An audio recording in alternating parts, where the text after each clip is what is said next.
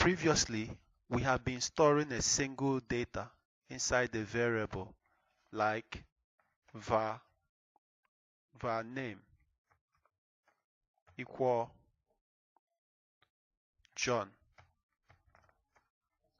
So we have a single data name stored inside this variable called John. But in this part of the lecture, we are going to start storing multiple data inside a variable, which is you store multiple information inside a variable. And when you store multiple related information inside a variable, that variable is called an array.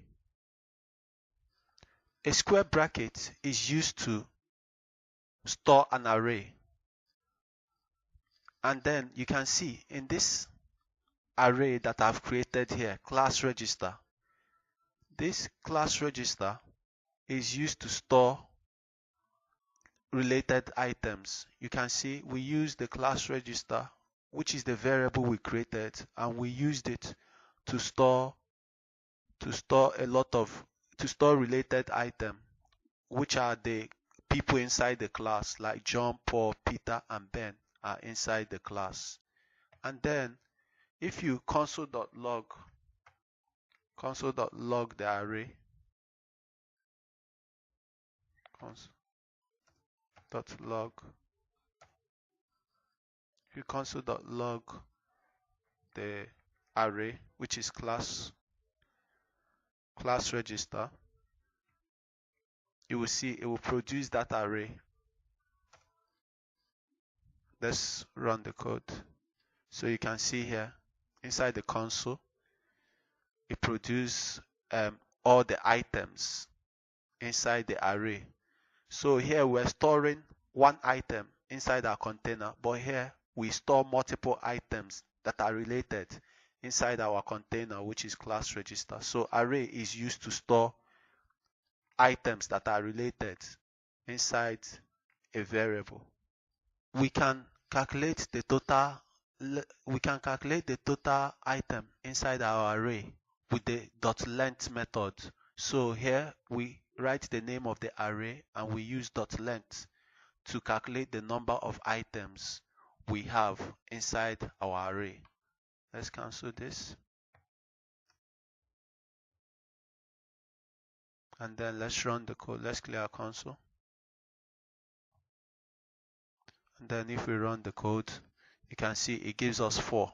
And once we count it, 1, 2, 3, 4, that means we have 4 items inside our array. So we do this with the .length method. We can retrieve items from an array.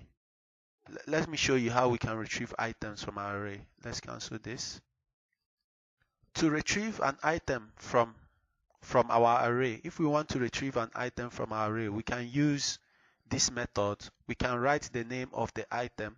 We can create a variable, like here I want to create a variable first student, and then this is the first student, and then we'll write the name of the array, and then with a square bracket we will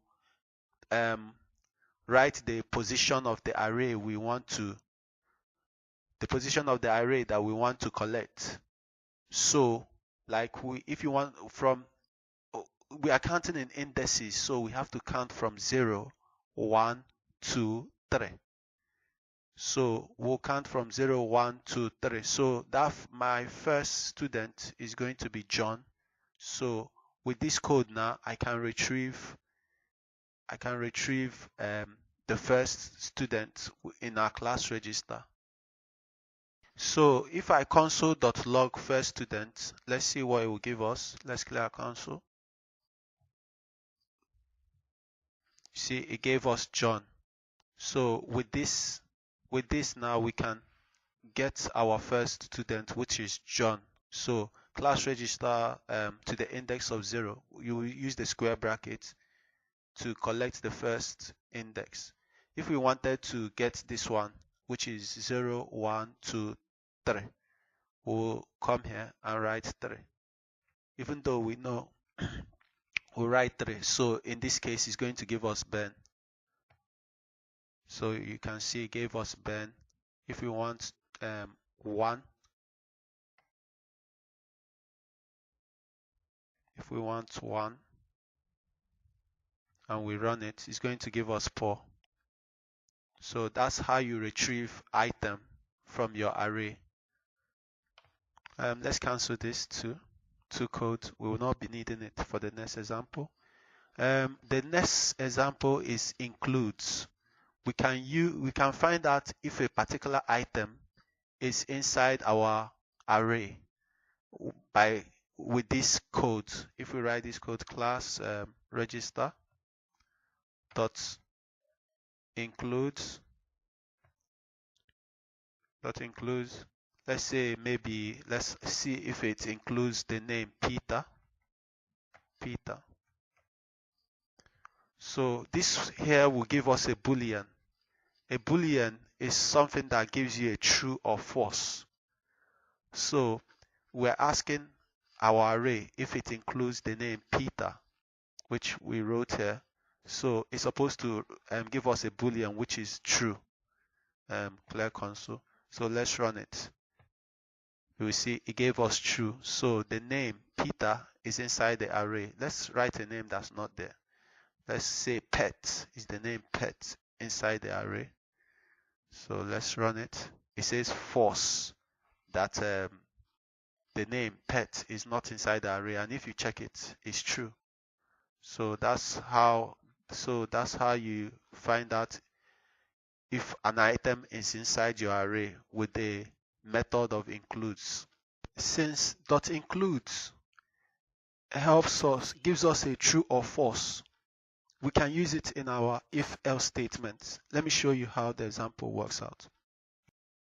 Normally, we have comparators that usually check if left side is equal to right side, or normally if statement is normally checking for boolean.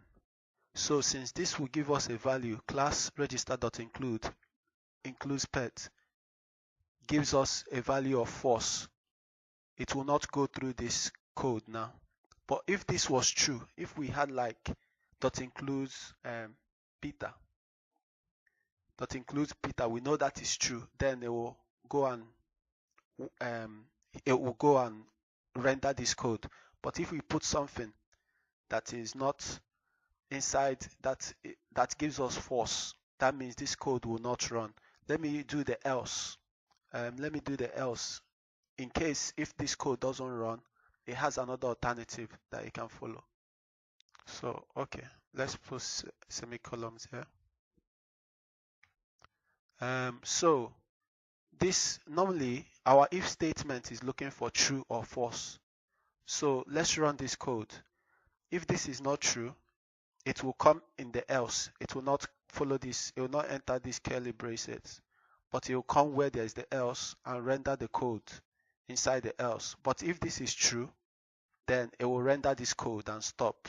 But if it's not true, it will go to the else and then render this code and stop. So let's run this code. Please leave. You are not a part of this class. So because we had pet, which is not part of our array that is in our class register. Let's put Peter and see what happens. If we put Peter, welcome, you are part of our class. So because it's a truth, it runs this code and then stop.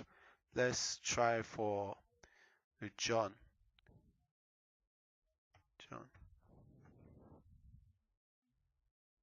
So let's run it. Welcome, you are part of our class. So John is a part of our class. Let's give more examples of array. Let me create an empty array. So we've created our new array. But this array is an empty array.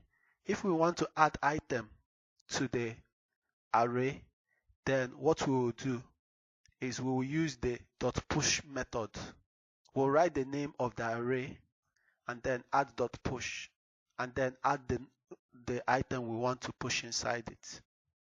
So we want to add 1 into the number count inside this array. So we will use dot push, and this is the name of the array, and then we use dot push, and then the item we want to put inside our array will be inside the push bracket. Then let me put semicolon. Once we run this code, 1 will be added to this number count, so it will no longer be an empty array. So as we add 1 to this array, 1 will be added to it, but we need to console.log. We'll then console.log number count to see what is inside our number count, because previously our number count was empty. Now let's console.log our number count after we've pushed 1 inside it. So let's run the code.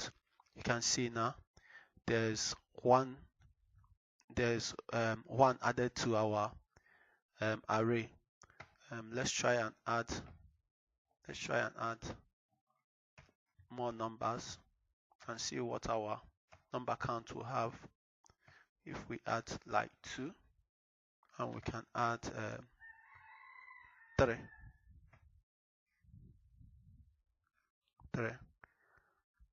And if we run it, you can see in here we've added 1, 2, 3 with the push method. We've added our number count now has 3 values inside it here, and then we can also add a string. We can say let's say like king. Now let's run the code. You can see now we have here we have 1, 2, 3 and king added to our variable. Normally the push method puts number at the back. Normally the push method puts number at the back of the item inside our array. So like you can see, we added 1, then it went at the back and added 2 inside our array, and 3, and then let me clear the console. So once we run this, you can see it adds item at the back of the previous item. That's how the push method works. So also there's the pop method. Let's show you what the pop method does. The pop method removes item at the back of the array. So if we run this now, we'll no longer see king. It removes it, king. So it becomes 1, 2, 3. If we do another pop method again, it will go to the back again and remove 3. And that's the pop method, is used to remove items from the back of the array, whilst the push method adds item at the back of the previous item inside the array. Let's clear all this. Let's clear most of this that we're not going to be using. Yes, let's clear this. I want us to create a simple function that will help us to add numbers into our number count. So let's create var count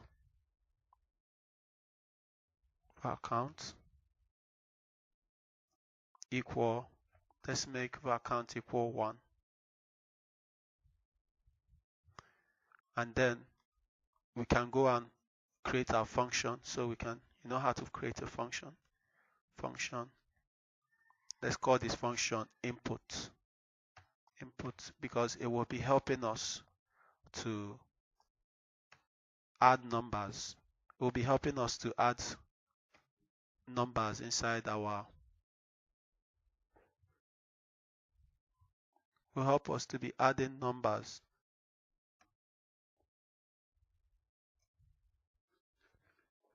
inside the number count. So in this one now, as we've started with our count, with our variable, we gave it a value of 1. So this then we'll use number count. We'll use number count dot push whatever then count. So this now will push count inside our number count. Then what we'll do next is we will change the value of count. We'll change the value of count and do it count equal count plus 1.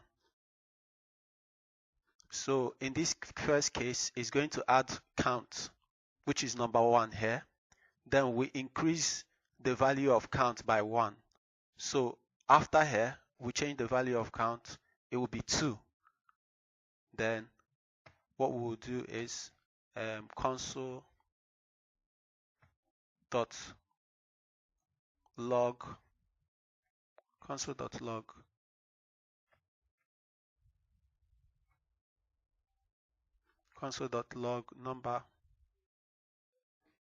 number counts.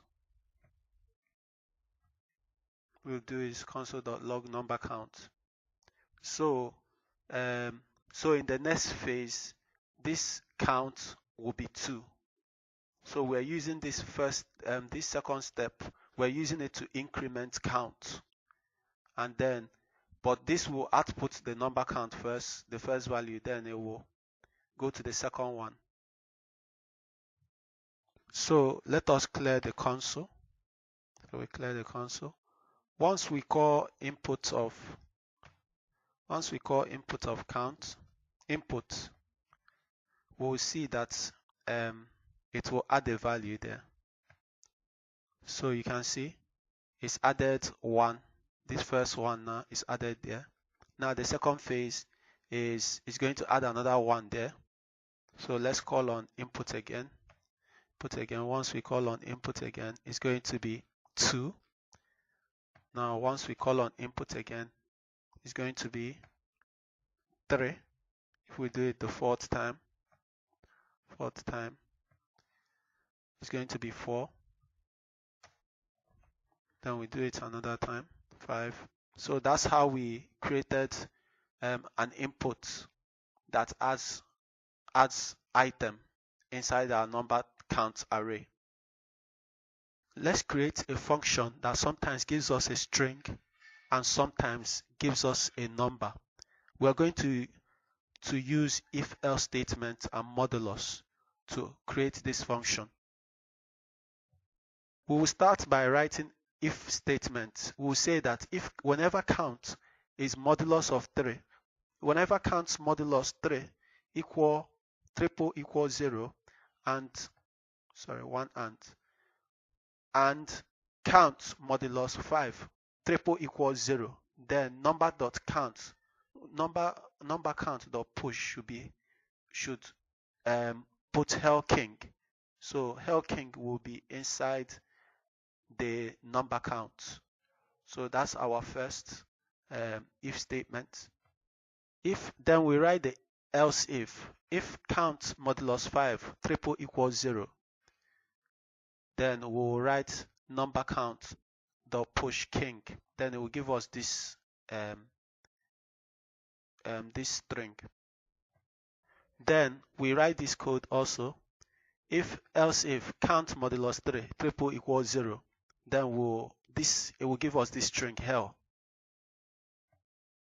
The count does not meet any of the 3 requirements up, then we just put a number count will just be an ordinary number. It will give us an ordinary number. It will not give us a string. So what this code here is saying to us is, if a number is divisible by 3 and also divisible by 5, we should push hell king. If a number is only divisible by 5, then it should push king into our count variable, into our count array. And then if a number is divisible by 3 only, then it should push hell. And then else, any other number that is not divisible by 3 and 5 and is not divisible by both should just output the normal number like that. We unpurposely put this if statement first we are checking first, is it divisible by 3 and 5 first? So once we get any number that is divisible by 2, that is divisible by 3 and 5, it will output it first. Because if we put 5 on top of this our if statement, then it will just output it, and maybe that number might have been able to be divisible by 3. So then we'll be having error with our code, and then 3. That's why we didn't push 3 on front, because if it's divisible by 3, it will just run this code before it will reach this one. So that's why we push this if statement first before these two. So let's run this code and see what it will give us. So you can see at first it gives us 1, 2, then the 3 is divisible by 3, then 5 is divisible by 5. Let's add more. Let's do it. Let's add more and see what happens. You can see 1, 2, 3, and then at 15 is divisible by both 3 and 5, and then a rice hell king there. So this is our array, and this is our outcome from this function. So this function gives us both strings and numbers. As you can see, our code does not appear so wonderful, because in order to get an output, in order to push all our numbers to our var count, we have to call input almost every time we call it. You can see you have to call input up to 15 times here, but there's an easier way to do it. So let me show you the easier way to perform this action. We're going to use a while. This is how the while loop works. First, we create a variable. In this case, we are creating a variable called count, and we assign it 1. Then we write while. Then we give it a condition. We give it a condition here, and then if that condition is met, since 1 is less than 5, then it will console log 1, and then we add another 1. Count plus plus is add another 1 to count, and then it comes there and it runs it goes back to the loop again, and now it's 2. Then 2 is less than 5, then it will run. It will continue like this until when it reaches 5. So 5 is not less than 5. 5 is not less than 5, so it doesn't meet the condition, so it will stop there. It will stop at 5.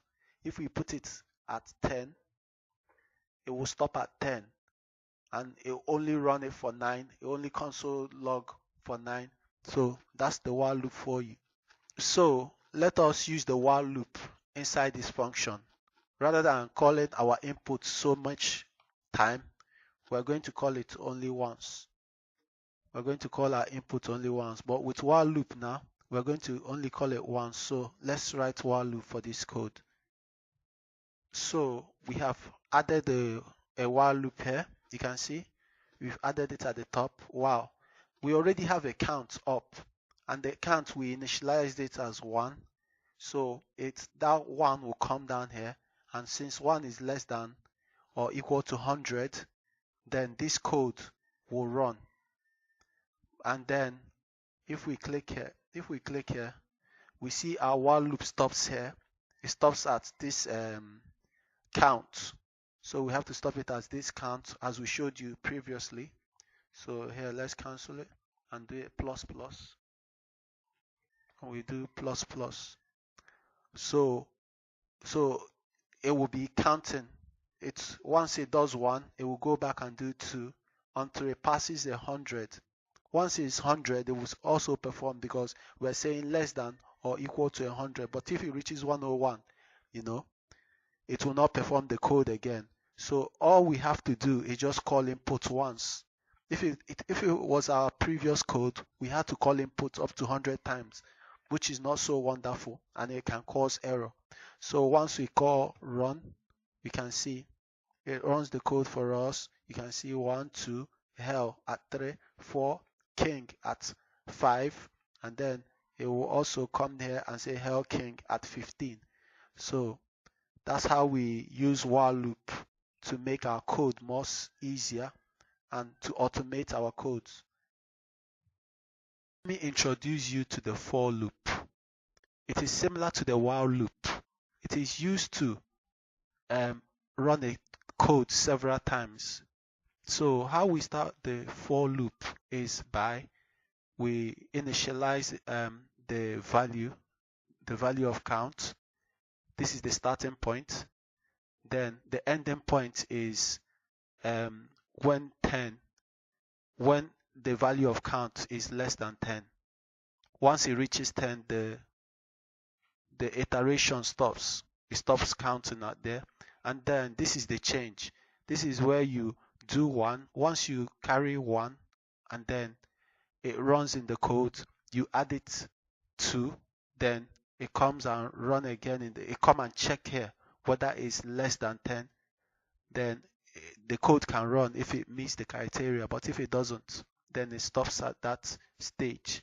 So let's use for loop also in our function so that you can see how it works. So let me show you how the for loop works. Once we are here, we can cancel this and we can paste this there. We can say for var count equal 1. So we'll remove this here. We'll remove this var count 1 since we'll initialize it inside the bracket in front of the for loop.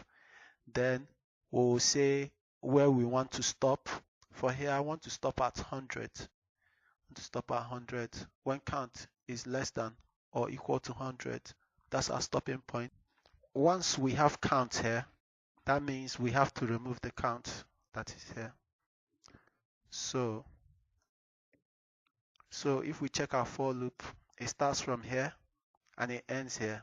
And so once this code has run up to 100, then it will console.log and stops. Then it will move down here and console.log number of count. And that's how we use the for loop. It's just similar to the while. Let's run our code and see what we get. Let's clear our console. And then we run our code. You can see we still got the same thing. That means the for loop is also working in the same way.